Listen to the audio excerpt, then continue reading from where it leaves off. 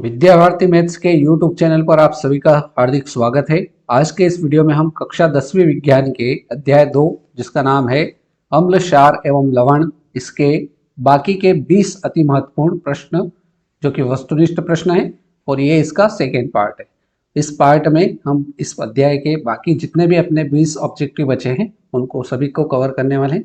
Video को अंत तक अवश्य देखें ताकि आपका इस अध्याय से एक भी प्रश्न आउट ऑफ नहीं आए। तो चलिए बढ़ते हैं प्रश्न नंबर 1 की ओर। प्रश्न नंबर 1 है, दांत का क्षय कब शुरू होने लगता है? जब मुंह का पीएच मान 6 से अधिक हो, जब मुंह का पीएच मान 5.5 से कम हो, जब मुंह का पीएच मान 6.5 से अधिक हो, या ऑप्शन डी है जब मुंह का पीएच मान 7 से अधिक हो। तो हमें बताना है कि दांत का जो क्षय होता है वो कब शुरू होने लगता है। तो इसका सही उत्तर जो होगा वो हो जाएगा ऑप्शन डी, जब मुंह का पीएच मान 5.5 से कम हो जाता है तब हमारे दांतों का क्षय होना शुरू होना लगता है। तो ऑप्शन बी इस प्रश्न का बिल्कुल राइट आंसर हो जाएगा। ठीक है, आगे बढ़ते हैं प्रश्न नंबर 2 की ओर। प्रश्न नंबर 2 है, वे अम्ल जो जल में घुलकर अधिक मात्रा में हाइड्रोजन आयन देता है उसे क्या कहते हैं? प्रबल अम्ल, दुर्बल अम्ल, प्रबल क्षार या दुर्बल क्षार। तो वे अम्ल जो जल में घुलकर अधिक मात्रा में hydrogen ion H+, hydrogen ion मतलब H+ देता है उसे क्या कहते हैं? तो उसको कहेंगे प्रबल अम्ल। ऑप्शन ए इस प्रश्न का बिल्कुल सही उत्तर हो जाएगा। और अगर आपसे ये पूछ ले कि वे अम्ल जो जल में घुलकर कम मात्रा में, क्या पूछा जाए, कम मात्रा में हाइड्रोजन आयन देते हैं तब क्या होगा? हो जाएगा दुर्बल अम्ल। दोनों प्रश्न आपको याद रखना है। ठीक है, चलिए आगे बढ़ते हैं प्रश्न नंबर 3 की ओर। प्रश्न नंबर 3 है, वे क्षार जो जल में घुलकर अधिक मात्रा में हाइड्रोक्साइड आयन मतलब OH माइनस देता है उसे क्या कहते हैं? प्रबल अम्ल, दुर्बल अम्ल, प्रबल क्षार या दुर्बल क्षार। बताइए। तो इस प्रश्न का जो सही उत्तर होगा वो होगा वे क्षार जो जल में घुलकर अधिक मात्रा में हाइड्रोक्साइड आयन देता है उसे कहते हैं, क्या कहते हैं? प्रबल क्षार। ऑप्शन सी इसका बिल्कुल सही उत्तर हो जाएगा। और अगर कम मात्रा में होगा, कम मात्रा में OH होगा तो वो क्या हो जाएगा? वो हो जाएगा दुर्बल क्षार। क्या हो जाएगा? दुर्बल क्षार। ठीक है, चलिए आगे बढ़ते हैं क्वेश्चन नंबर 4। क्वेश्चन नंबर 4 है, खाने का सोडा का रासायनिक नाम क्या है? Sodium bicarbonate, sodium carbonate, sodium chloride या इनमें से कोई नहीं। तो खाने का जो सोडा होता है उसका रासायनिक नाम पूछा गया है। तो खाने का रासायनिक नाम जो होता है, खाने का सोडे का रासायनिक नाम जो होता है वो क्या होता है? तो वो होता है सोडियम बाइकार्बोनेट। ऑप्शन ए इसका बिल्कुल सही उत्तर हो जाएगा। अब ये याद कैसे रखो? तो आपको याद रखना है कि बड़े बड़े जो शहर होते हैं वहाँ पर खाना बनाने के लिए बाई आती है। तो जब भी आपसे बोला जाए कि खाने का सोडा, तो जिसमें बाई हो वो इसका क्या हो जाएगा? सही उत्तर हो जाएगा। ठीक है, ऐसे भी याद रख सकते हो। अगर ऐसे याद रख सकते हो तो अच्छी बात है। चलिए प्रश्न नंबर 5, बहते हुए रक्त को रोकने में उपयोगी यौगिक है? खाने का सोडा, नौसादर, धावन सोडा या फिटकरी। जब आप दाढ़ी बनाने के लिए जाते हैं तो वहाँ पर दाढ़ी बनाते समय अगर ब्लड निकलने लग जाता है तो दुकानदार क्या लगा देता है? फिटकरी लगा देता है। ठीक है, तो फिटकरी इस प्रश्न का बिल्कुल सही उत्तर हो जाएगा। ठीक है, प्रश्न नंबर 6, धातु के ऑक्साइड होते हैं, मतलब जो धातु के ऑक्साइड होते हैं उनकी प्रकृति कैसी होती है? अम्लीय होती है, क्षारक होती है या फिर लवणीय होती है या इनमें से कोई नहीं। तो जो धातु के ऑक्साइड होंगे वो कैसे होंगे? वो क्षारीय प्रकृति के होंगे। ऑप्शन बी इस प्रश्न का एकदम सही उत्तर हो जाएगा। आगे बढ़ते हैं प्रश्न नंबर 7, निम्न में से कौन बुझा हुआ चूने का सूत्र है या कौन बुझा हुआ चूना है? CaO, CaOH2, CaCO3 या Ca। तो बुझा हुआ चूने का जो सूत्र है वो है CaOH2। ऑप्शन बी इसका एकदम करेक्ट आंसर हो जाएगा। प्रश्न नंबर 8। प्रश्न नंबर 8 है, फेरस सल्फेट क्रिस्टल का रंग कैसा होता है? सफेद, हरा, लाल या भूरा? तो जो फेरस सल्फेट होता है उसका रंग कैसा होता है ये पूछा गया है। तो फेरस सल्फेट क्रिस्टल जो रहता है उसका रंग जो होगा वो कैसा होगा? हरा होगा। ऑप्शन बी इस प्रश्न का एकदम सही उत्तर हो जाएगा। प्रश्न संख्या 9। प्लास्टर ऑफ पेरिस का रासायनिक सूत्र क्या होता है?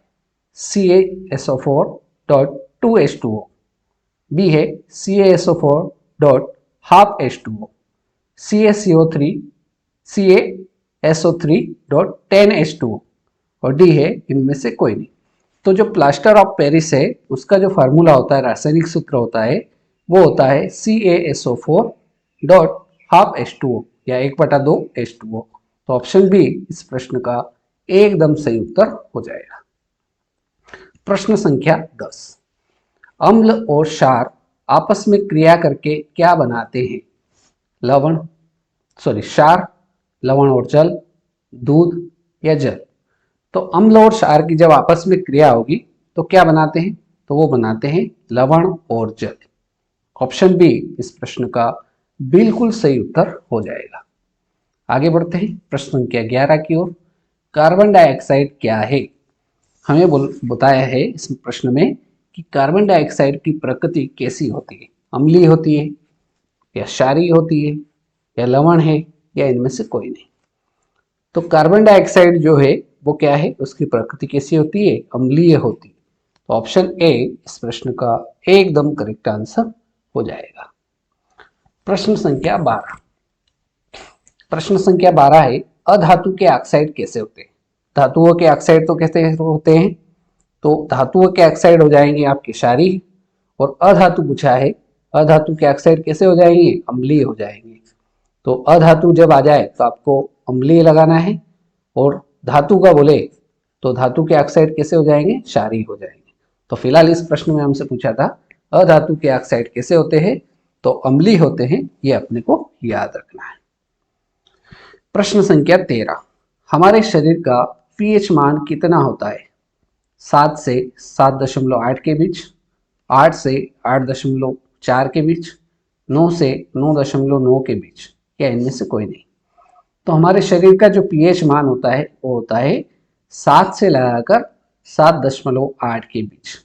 तो ऑप्शन ए इस प्रश्न का एकदम करेक्ट आंसर हो जाएगा। राइट। प्रश्न संख्या 14। प्लास्टर ऑफ पेरिस किस कारण से जमता है? उपचयन के कारण, अपचयन के कारण, निर्जलीकरण के कारण या जलाशन के कारण? तो प्लास्टर ऑफ पेरिस के जमने का जो कारण है वो है जलाशन। ऑप्शन डी इस प्रश्न का बिल्कुल सही उत्तर हो जाएगा। चलिए नेक्स्ट क्वेश्चन की ओर बढ़ते हैं।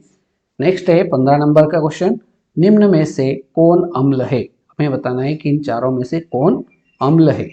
ठीक है, ऑप्शन ए है CaO, बी है KOH, सी है NaCl और डी है HCl। तो हमें बताना है कि इन चारों में से कौन अम्ल है। तो आप सभी को पता है कि HCl क्या है? अम्ल है। ऑप्शन डी इस प्रश्न का बिल्कुल सही उत्तर हो जाएगा। Question number 16। निम्न में से कौन प्रबल अम्ल है? क्या बताना है? प्रबल अम्ल है। 0, 14, 7 या 1? तो आपको मैं पीएच स्केल बनाता हूं। ठीक है, यहाँ मान लीजिए 0 है, यहाँ फिर 1, ये 2, ऐसे 3, ऐसे आगे बढ़ेगा 4, ये 5, इधर 6, इधर 7। ठीक है, इस प्रकार से है। अब प्रबल अम्ल है, तो यहाँ से अपने को पूछा गया है प्रबल अम्ल है, किसका मान प्रबल अम्ल होगा? 0 का होगा, 1 का होगा, 2 का या 7 तक, इनमें से किसका मान प्रबल अम्ल होगा? तो जो 0 है यहाँ पर ये क्या होगा? प्रबल अम्ल होगा। ठीक है, तो प्रबल अम्ल क्या हो जाएगा? 0 हो जाएगा। तो ऑप्शन ए इस प्रश्न का एकदम करेक्ट आंसर हो जाएगा। प्रश्न नंबर 17। चीनी का रासायनिक सूत्र क्या है? CH3COOH, C6H12O6 या C12H12O11, या इनमें से कोई नहीं। तो चीनी का जो रासायनिक सूत्र होता है वो आपको याद रखना है, परीक्षा की दृष्टि से ये IMP क्वेश्चन है, पूछा जा सकता है। तो इसका सही उत्तर जो होगा वो होगा C12H12, जीरो नहीं होगा, ये O11, ठीक है, C12H12O11, ऑप्शन सी इस प्रश्न का एकदम करेक्ट आंसर हो जाएगा। और अगर आपसे पूछ ले कि ग्लूकोज का सूत्र क्या होता है, तो ग्लूकोज का सूत्र होता है C6H12O6, ये भी आपको याद रखना है। प्रश्न संख्या 18, सिल्वर क्लोराइड का रंग कैसा होता है?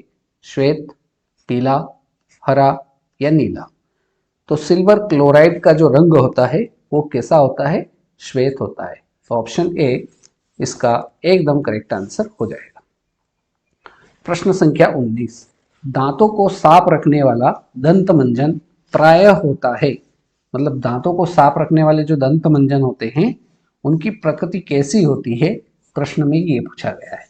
अम्लीय होती है, क्षारीय होती है, लवण युक्त होती है, या इनमें से कोई नहीं होता है।